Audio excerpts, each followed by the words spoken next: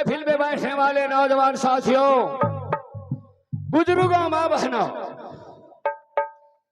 सबों की चरण में मैं सर झुका रहा।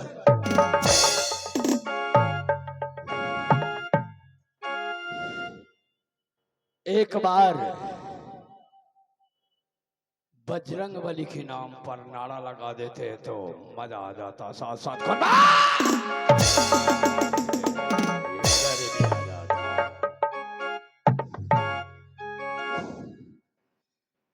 प्रेम से बोलिए राम भक्त हनुमान की,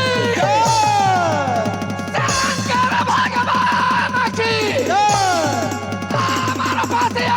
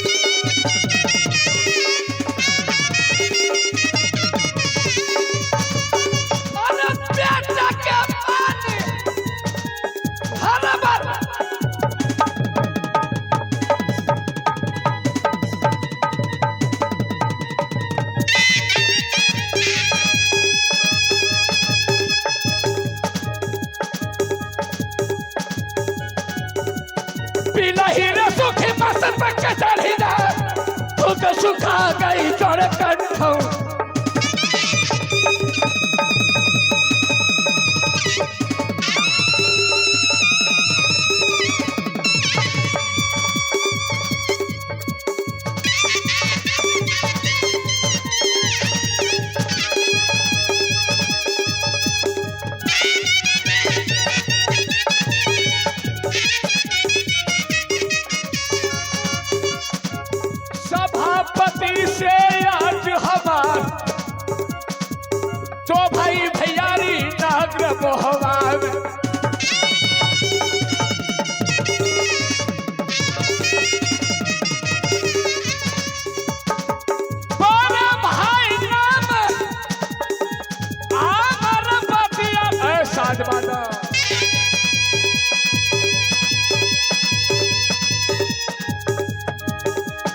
महाराजा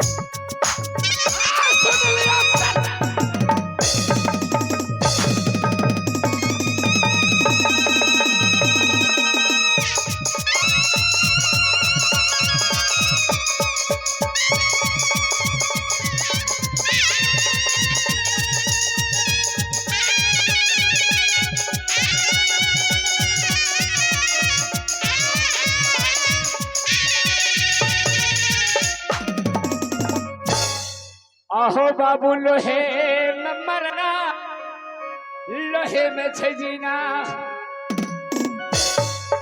तबरिया करे छै नित दिन लोहा में हो यारा मगर नित दिन रास्ता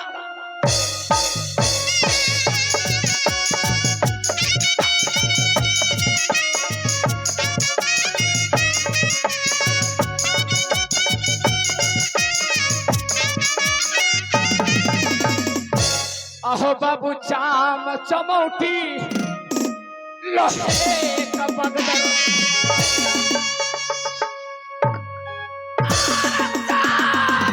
चमौटी लोहे का बगदर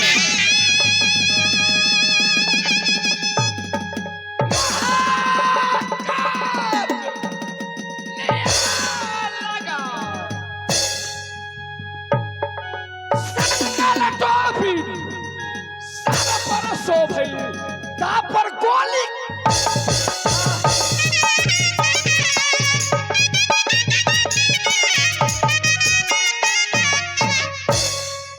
अहो बाबू आसमान में बादल गरजे तो जंगल में गरजे सायला बाघ गाय का बीच में धाकर गरजे तो महबा कर जई रुदल बलबान सुन जा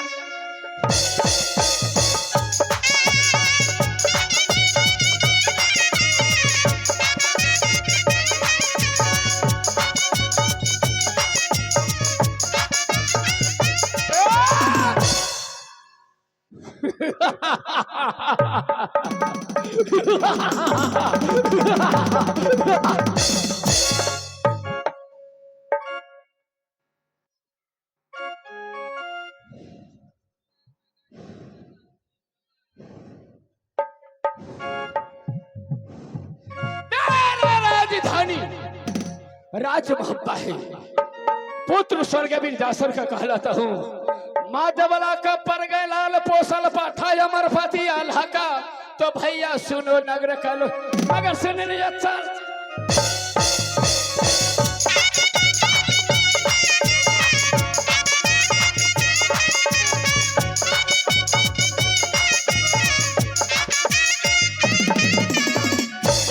से चलती आया है राजमहब्बा में सिंह का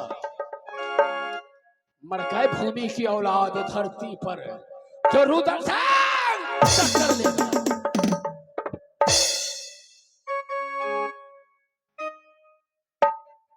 किंतु जब मैं आता हूं दरबार में सेनापति नहीं ना आदेशपाल ना कोई देवान आखिर क्यों कहां फिरा रहा था अरे सेनापति हराज अवश्य मालिक और राखी माने छिए कनी आओ आओ आया रे नहीं तो पहले गुहारिया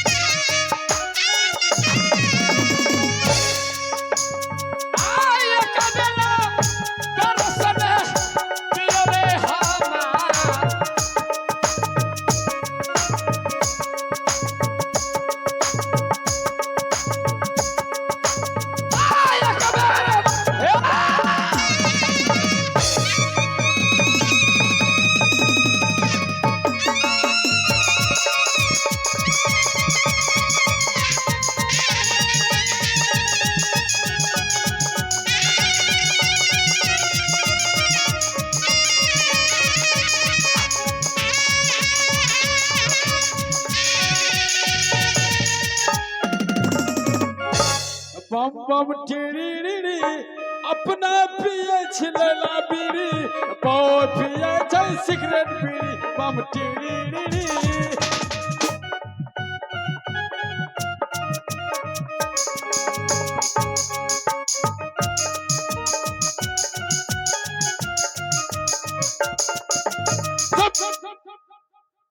गोर लागे छिया मस्त रहो। गोर लागे छिया अरे खुश रहो। प्रणाम करे छिया ठीक ठाक रहो। ठीक कैसे हो? ठीके छिया और राज मोहब्बत का समाचार? वो भी ठीके छा। बड़े भैया धर्मराज का क्या समाचार है? उसको ठीके है मालिक। छोटी रानी की ओकरो ठीके छा। हो लगा लगा